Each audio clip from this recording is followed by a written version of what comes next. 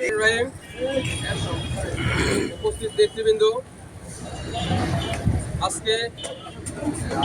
বাংলাদেশ আওয়ামী যুবলীগ কর্তৃক নির্দেশিত যে শান্তি সমাবেশ অবস্থান কর্মসূচি, তারই আলোকে আজকের এই অবস্থান। আজকের এই শান্তি সমাবেশে উপস্থিত আছেন চাঁদপুর জেলা ছাত্রলীগের সাবেক সাধারণ সম্পাদক মোহাম্মদ রহমান তৃপ্তি, উপস্থিত আছেন জেলা যুবলীগের অন্যতম সদস্য সাবেক ছাত্রনেতা ইকবাল হোসেন ব্যাপারী, উপস্থিত আছেন সদর উপজেলা যুবলীগের যুগ্ম আহ্বায়ক শিবুল হাসান শামনু, উপস্থিত আছেন 15 নং ওয়ার্ড কাউন্সিলর অ্যাডভোকেট কবির চৌধুরী, জেলা ছাত্রলীগের সাবেক